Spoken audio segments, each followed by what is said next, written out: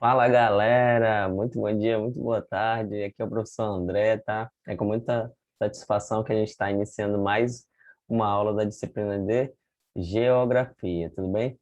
Então, gente, hoje, pessoal, a nossa aula de hoje,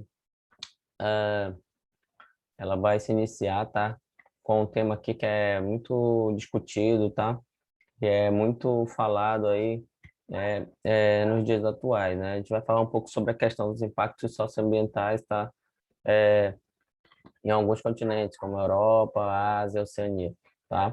E em virtude disso, eu gostaria de chamar a atenção, né? Porque o objetivo da aula aqui hoje é, é reconhecer, né? Essa questão dos impactos socioambientais ocorridos ali naqueles três continentes, tá? Aquela região do Ártico, tá ok? A gente vai lembrar um pouquinho aqui ainda sobre a questão de Chernobyl, tá? Que foi lá que aconteceu o maior desastre nuclear da humanidade, tá? Chernobyl, para quem não conhece, é uma usina nuclear que fica localizada hoje desativada, né? Devido ao desastre que aconteceu do rompimento dos reatores. Ela fica localizada na Ucrânia, tá, gente? Próximo da Rússia também. É um país europeu localizado próximo da Rússia. Ah, é, essa usina ela fica localizada próximo de Kiev também, que é a capital russa, tá? Outra situação interessante é a questão da, da sua forte presença, né? No quadro energético mundial, né? Na época, ela rompeu em 1986 e é, os, todos os trabalhadores que moravam ali próximo daquela região, eles, todos os trabalhadores que moravam ali próximo, eles viviam, né, na cidade de Pripyat, tá ok? Que também hoje é uma cidade fantasma, né, pelo fato da radiação que tomou conta daquele lugar. Outra situação é com relação ao Mar Aral, tá? O Mar Aral, que em 1973 ele era de uma forma, tá? Na página de no livro de vocês vão ver duas imagens aí, tá? Lá no capítulo dos impactos socioambientais, vocês vão ver duas imagens, tá? Do Mar Aral, tá? Uma é ele em 1973 e a outra é uma foto de satélite, tá? Em 2016, tá? Esse mar, que na verdade não é mar, na verdade é um lago, né? De água salgada.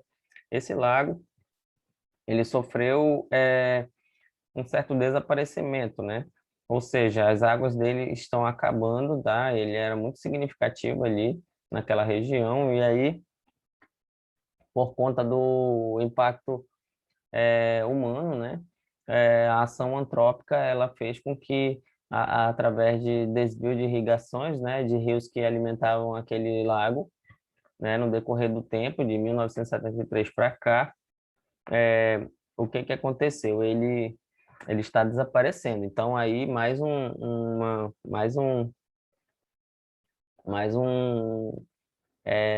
uma evidência, né, que a ação humana é predatória, né, e às vezes ela acaba sendo muito irreversível com relação para a natureza, tá? Outra situação bem interessante também é a extração de recursos que a gente vai falar na aula de hoje, é a relação da extração de recursos ali na região do Ártico, tá, gente? Que é um tema bastante discutido também. A gente vai falar bastante também um pouco, vai falar um pouco sobre, né? Vou mostrar algumas imagens aqui para vocês com relação a essa situação. É, é um, é um tema bastante discutido, tá? Ali naquela região, porque envolve a questão das mudanças climáticas, envolve também o derretimento das calotas polares, e aí tem aquela questão da corrida econômica, né? Porque tem alguns países que fazem litoral ali do Ártico, né? Alguns países da Europa, tá? Aí também aparece a China como destaque, tá? Aquela situação ali. São países que os países nórdicos, em sua maioria, né, os quatro principais, como, por exemplo, a Noruega, a Suécia, a Suécia, a Finlândia, tá? Ali, tudo naquela briga ali, a Dinamarca também, a Rússia, tá? E esses países aí, eles estão todos ali, né, situados naquela região. Vou mostrar ainda a figura para vocês, tá? Para vocês observarem e para a gente verificar que futuramente, gente, se isso continuar dessa forma, um eventual vazamento de óleo ali naquela região do Ártico ali pode mudar completamente, tá? É, a situação do clima no planeta, porque aquele ambiente ali, ó, ele é primordial, né, para trazer o equilíbrio do ambiente no planeta, tá? Outra situação bem interessante é com relação à chuva ácida, tá, gente? É que acontecem, né, em alguns países ali na Europa, tá? E vem acontecendo, né? Então, o que na verdade, né, nada mais é do que um, somente um retorno, né, da natureza com relação aos impactos ambientais que a humanidade vem trazendo. Por exemplo, a gente sabe, né, que a chuva ácida nada mais é do que o dióxido de enxofre, né, somado a, ao nitrogênio, tá? Que quando chega na atmosfera, né, vai ser somado com o hidrogênio. A partir daí, o que que acontece? São descarregados chuvas, né? E essa composição química, né, quando chega na superfície e quando chega aqui, depois que ela desce, né, em forma de chuva, ela ela aumenta a acidez, né? E aí ela aumenta a sua acidez e aí ela acaba destruindo, né, as edificações, as superfícies é, de automóveis, acaba destruindo mesmo, alterando o ecossistema, né? Por exemplo, algumas florestas lá da Alemanha já estão totalmente devastadas, tá? Outra situação é que não é só naquela região, por exemplo, a região que mais sofria com isso era a região onde fica localizada ali os países da Alemanha, da Polônia, da República Tcheca. Esses lugares sofriam muito com relação à questão da chuva, ainda sofrem até hoje, né, com relação à questão da chuva ácida. Porém, é, o que que acontece, né? Ah, as massas de ar, elas acabam levando, né, essas nuvens carregadas de chuva ácida, tá, para o norte da Europa. Aí o que que acontece? Países, né, nórdicos, como por exemplo a Dinamarca, a Noruega, a Suécia, tá, e a Finlândia, eles estão sofrendo também essas consequências dessa chuva ácida por conta de, é, de alguns países que no início do século que tiveram uso excessivo ali no início do século XX, né? Ali, século XX não, perdão, no século XVIII, tá? Tiveram uso excessivo ali do carvão mineral, né, na sua industrialização, formando a sua industrialização ali no início do século XVIII, tá? Então, hoje em dia, né, ainda industrializados, né, esses países, eles acabam essas nuvens carregadas de chuva ácida acabam sendo levadas, né, pelas massas de ar, e alguns outros países do norte acabam sofrendo essas consequências, tá? Outra situação bem interessante que eu queria falar para vocês era a situação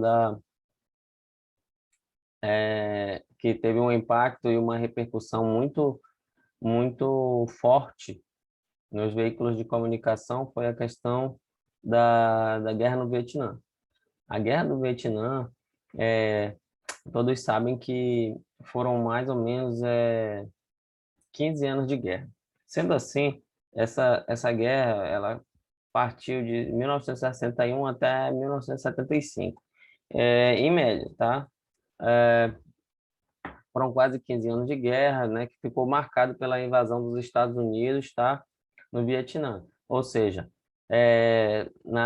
no Vietnã do Norte, né, que ficava protegido pela União Soviética, e o Vietnã do Sul era protegido pelos Estados Unidos. E o que que aconteceu? Os Estados Unidos não conseguiu ganhar a guerra, tá? Como ele não conseguiu ganhar a guerra, né, é, ele teve que se retirar suas tropas, tá? Mas antes disso, os Estados Unidos, para tentar ganhar a guerra, ele tentou diversas formas, né? Ali, né? Mas os vietnamitas também eram muito resistentes e eles tinham a floresta a favor dele. Então, a floresta é uma grande floresta equatorial, tá? E aí o que que aconteceu? Os vietnamitas, né? Eles conseguiam, né? Utilizar essa floresta, né? E os Estados Unidos, vendo essa situação, agiram de forma estratégica. Como? Como, professor? Eles usaram muitos herbicidas, tá? Quimicamente mais conhecido como a dioxina, né? Que ficou conhecido também no período como o agente laranja, né? Que era jogado lá nos Estados Unidos. Esse material químico, gente, lançado pelos aviões norte-americanos naquela região, ele causou sérios danos nessa população irreversíveis que até hoje ainda perduram por lá. Por exemplo, eles desfolharam, né? A princípio era só para desfolhar as florestas, né? E para que eles conseguissem encontrar os vietnamitas. Depois disso, o que que aconteceu? Eles também acabaram com as safras agrícolas dos vietnamitas, ou seja, toda aquela população, crianças, mulheres, tá? Pai de famílias que dependiam, né, da agricultura para sua subsistência, que era uma atividade predominante naquela região, também foi destruída com esses herbicidas. Outra situação bem interessante foi a questão, até os dias atuais, né?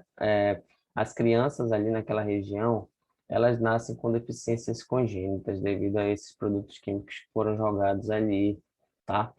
Deficiências congênitas irreversíveis, tá? Então, é mais uma ação para uma ação antrópica, né, do homem, né, guerreando, né, em busca de novos territórios, conseguir realizar esse desastre, né, socioambiental, que é muito é uma situação alarmante, né? Então, pessoal, todo esse contexto, né, socioambiental, eu vou trazer aqui alguns slides para a gente poder acompanhar, né, alguns eventos, vamos falar um pouco sobre a questão do Ártico também, tá bom? Então, chega comigo.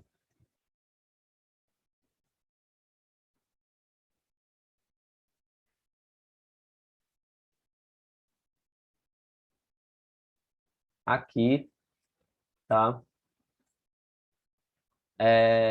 Esses problemas aqui no Ártico, tá? Estão ocorrendo alguns problemas na região, como a formação de buracos na camada de ozônio, tá? Constituído de uma, constituído de uma situação grave, tá? Que uma situação grave, que por atingir regiões povoadas na Europa, na Ásia e na América do Norte, tá? Oceania também.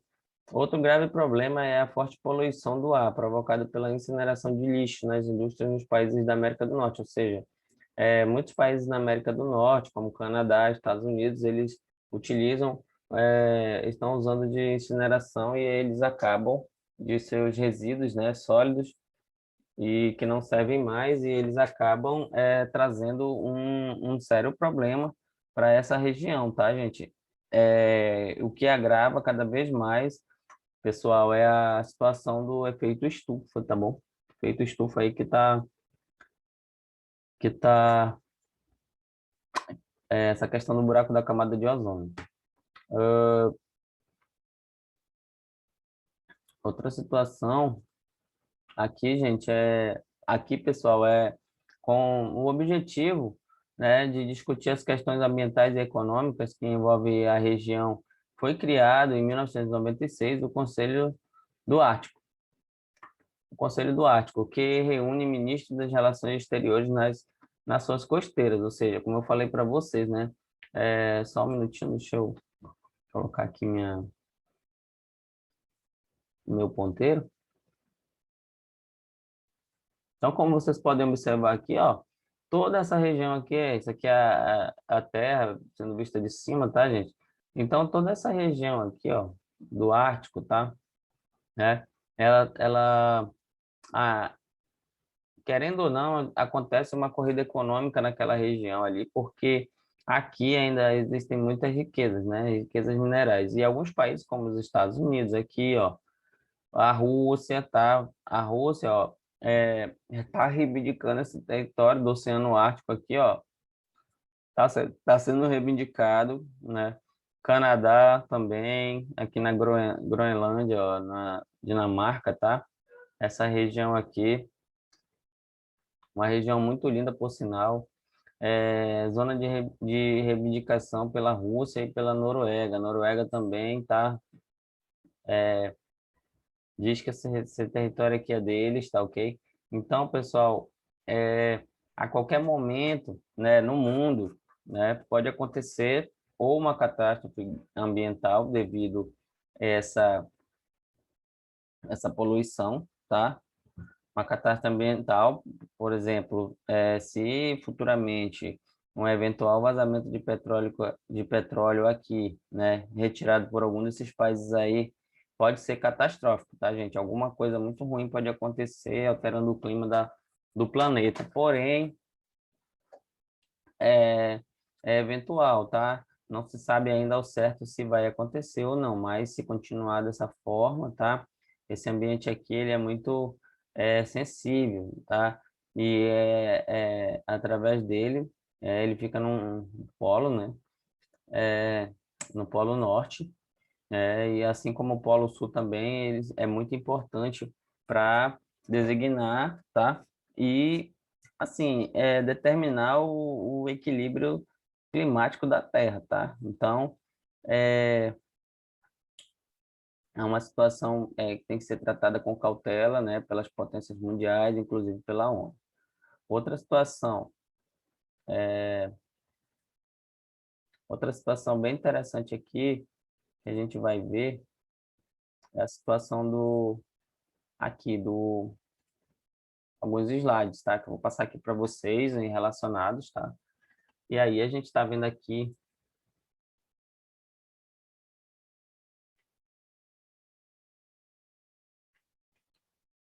a gente vai ver aqui um discurso da justiça, né, ambiental, que busca trazer à tona os conflitos socioambientais decorrentes da expansão dos processos produtivos capitalistas sobre os territórios, capitalismo e natureza, tá?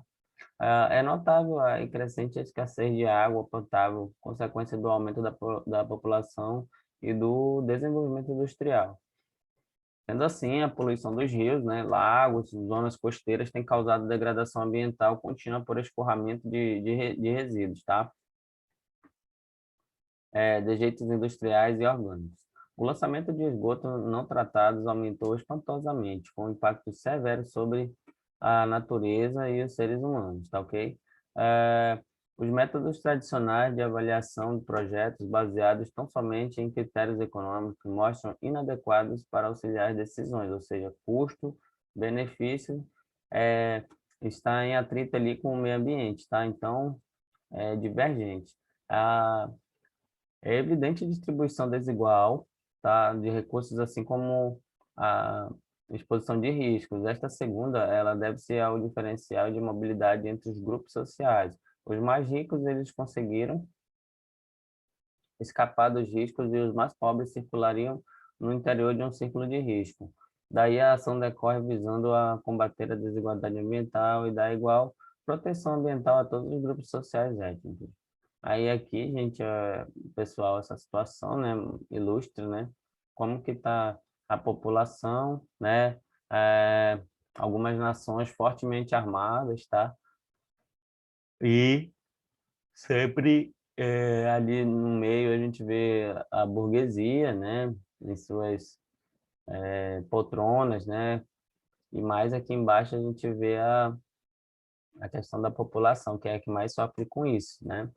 A população em geral. E aqui, nessa outra imagem, a gente vê também, de um lado, não passa mais do que um jogo político de interesses sociais, né? Aqui as grandes potências e do outro lado, né, a minoria jogando aí.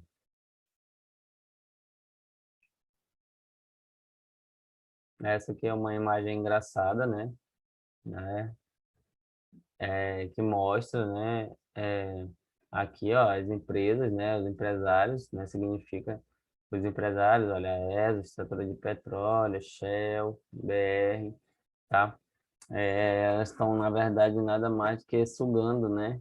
Sugando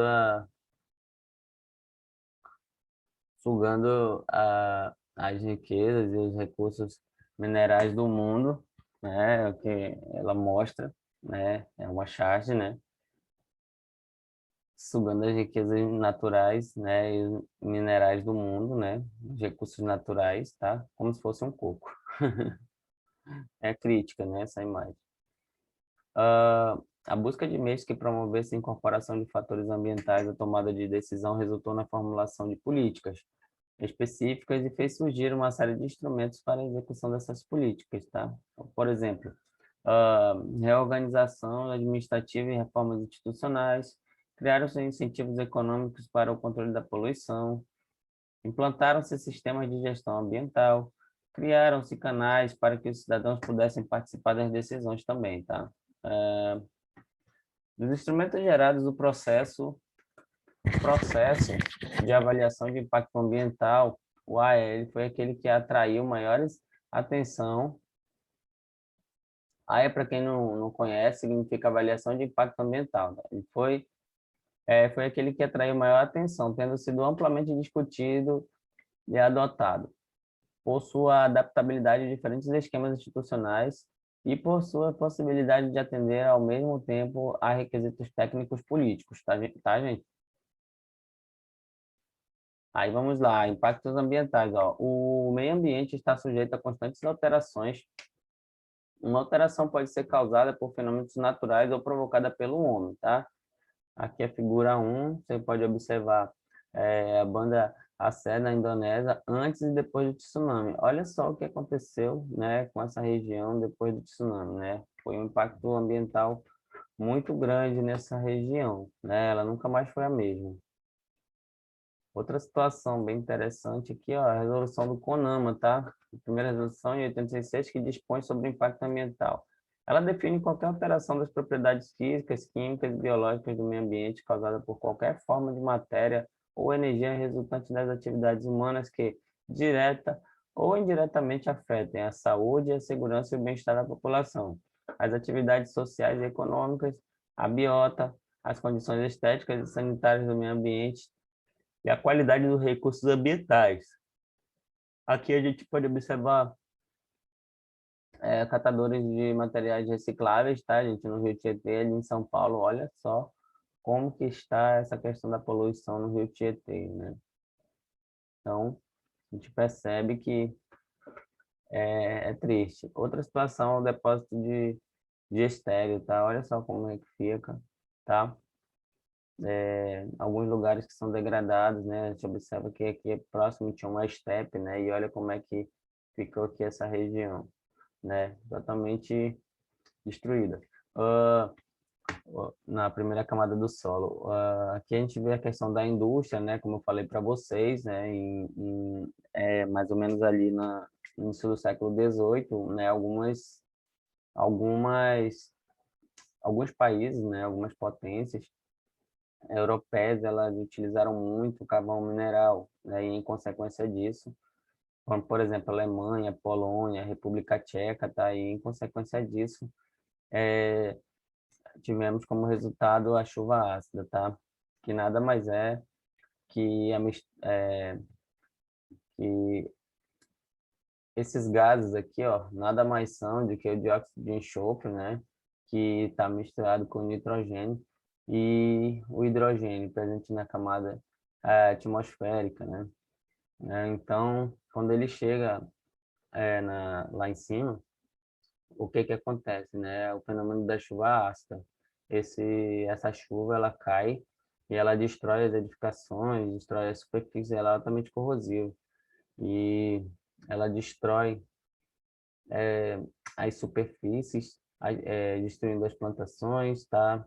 a, a questão da safra agrícola, enfim, várias outras coisas, tá?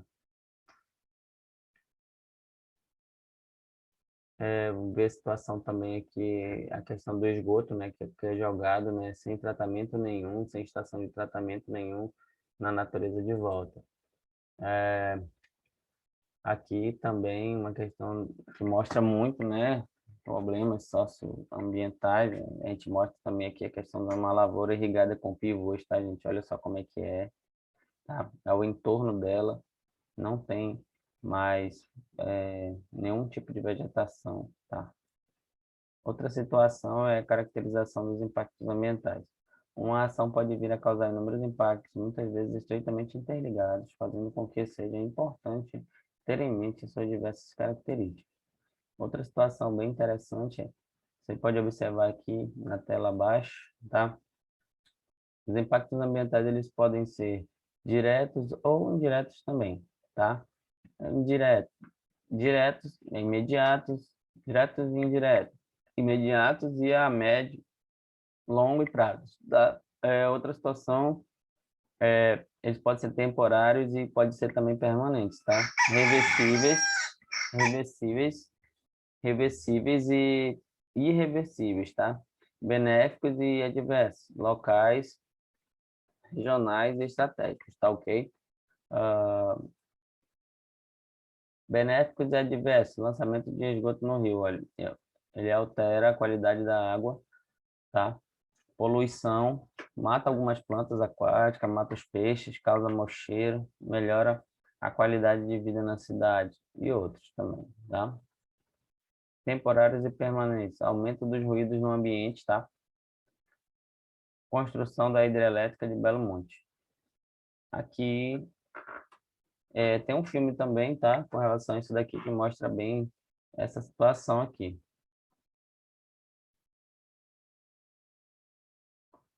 Construção de obras gerando ruídos, né? Poeira, aumento do tráfego, mineração, depósito de estéreo.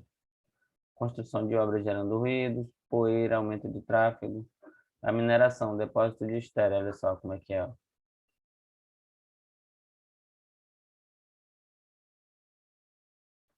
Locais, locais, regionais e estratégicos. A usina hidrelétrica de Itaipu, o Parque Industrial de CBN. Aí aqui alguns impactos socioeconômicos, né, e ações mitigatórias. Águas superficiais subterrâneas, né, a questão do solo, tá? Perda da capacidade, qual o impacto principal, né, que acontece no solo? Perda da capacidade agrícola dos solos, depreciação dos recursos, tá? Natural como suporte para a flora, empreendimento e uso do solo para a agricultura. A gente pode ver aqui, Chernobyl, né, que eu já mostrei para vocês, a gente já verificou, né, foi um dos maiores acidentes nucleares da história, eu falei no início também, tá? A explosão do reator que liberou 100 vezes mais radioatividade que as bombas que atingiram Hiroshima, tá? Muita radioatividade mesmo. Temos esse aqui que aconteceu na Indonésia, que cobriu uma área de cerca de 13 milhões de quilômetros, tá? No rio Citaram, tá? Ele irriga fazendas que produzem cerca de 5% do arroz cultivado no país e atende 2.000 fábricas da região. O rio está totalmente contaminado, com rejeitos industriais, tá ok? Isso aí é lá na Indonésia. Outra situação é lá na Rússia, tá? Em 2007, a cidade que mais polui do mundo, tá? A amostragem de água coletada na cidade apresenta níveis de dioxinas e de fenol 1.000 vezes acima do recomendado, tá ok? A alta concentração de toxinas causou o aumento de doenças como câncer nos olhos, tá? Ou seja, o negócio é muito sério. Hazaribagh, em Bangladesh aqui, tá? 270 curtumes registrados em Bangladesh. Quase 90% estão localizados em Hazaribagh e empregam mais de 10.000 trabalhadores que são expostos às condições de trabalho extremamente perigosas, tá? Lá na Zâmbia, aqui mostra uma imagem, tá? Em 1902, ricas jazidas de chumbo foram descobertas lá, De lá para cá foram mais de 90 anos de operações de mineração e fundições, tá?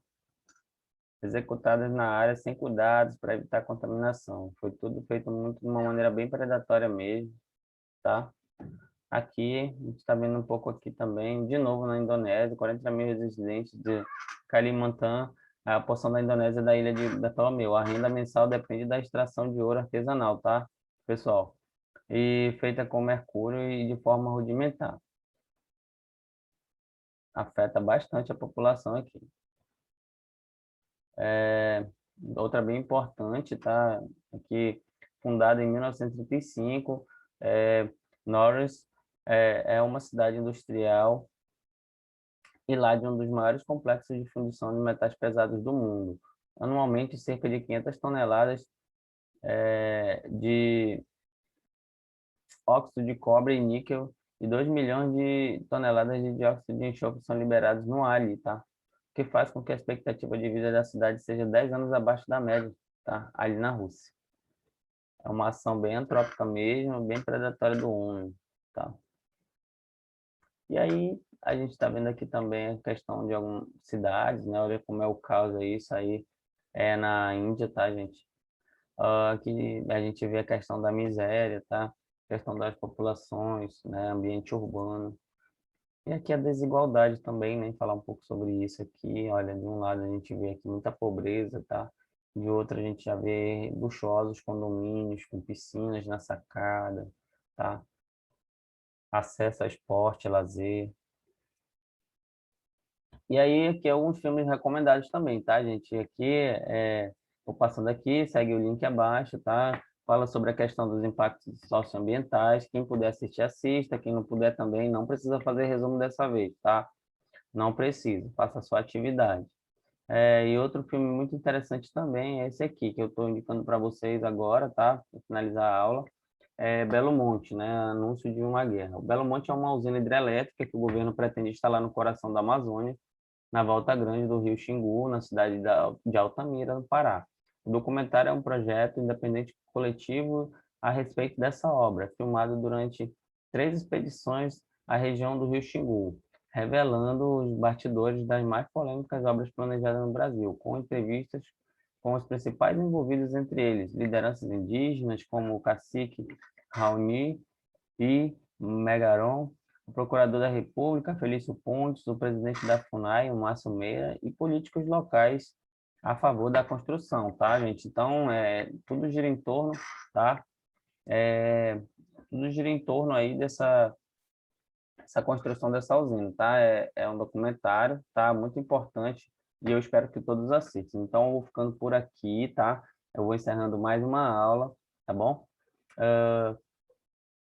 Queria agradecer a participação de todos, tá? Façam as atividades que eu vou colocar lá e tenham um bom dia, tenham uma boa tarde e até a próxima aula, tá ok? Tchau, tchau.